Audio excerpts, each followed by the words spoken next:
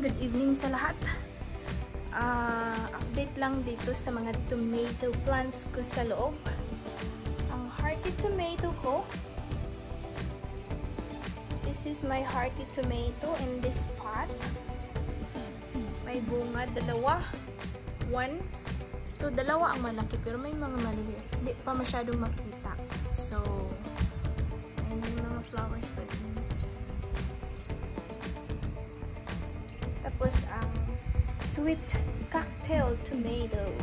Update lang din dito sa sweet cocktail tomato. Cherry tomato to. Pero iba't iba pala ang variety sa cherry tomato. So, nag-enjoy naman din ako kaya ito ang bina-vlog ko palagi. So, update lang kasi wala akong masyadong ibaba-vlog. So, ito ang maganda. Always siya na may bunga. Hindi na ako nakabili ng tomato since nag-garden ako dito. Mahal pa naman ang tomato sa grocery store. Tapos, ang ginawa ako is nag-markot ako galing dito na tomato. Kasi nagustuhan ko ito na tomato. Nag-markot ako. So, ito, nabuhay na siya. Kinakat ko lang sa stems. Yan, nabuhay. So, now I know na pwede pala. May isa akong inano, bago pa dito sa baba. Kasi, I hope mabuhay siya. So, tingnan natin. Update ko to. I keep updating. So, ano pa bang meron dito? Ito, may tomato ka dito. Ito na tomato plant. Iba itong klase. Maganda daw to. Itong cherry yata. I'm not sure. So, we'll see. Tatlo sila dito. Ano kasi tawag nito is companion planting. Pero depende sa plants kung anong mga plants na pwede magsama sa isang pot. Hindi ko pa alam kung okay ba ang oregano and tomato. I-search ko. Kasi pag hindi okay, tanggalin ko to ang oregano. I-transfer. And so, what else?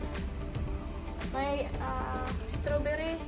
Medyo inainit na kasi dito. Ayaw ng strawberry pag mainit. Pero may bunga siya, oh. Second batch. Nag-harvest ako ng 4 yata yun. First batch. Tapos dito naman, ang blueberry ko. Update lang sa blueberry plant. Nag-ano siya, more leaves siya. Yes. Matagal yata ang blueberry magbunga. We'll see. And my parsley, ang parsley ko matagal na to. Mag 2 years na yata. Ito na plant ang nagustuhan ko. Ang healthy. Hindi ko to pinapansin Yan, tumutubo lang. Tapos ang healthy niya. Ano kayang klase na tomato to? Keep growing. And give me a lots of fruit. Beautiful. And there's more here. Chili. Hot chili peppers. So, ito naman.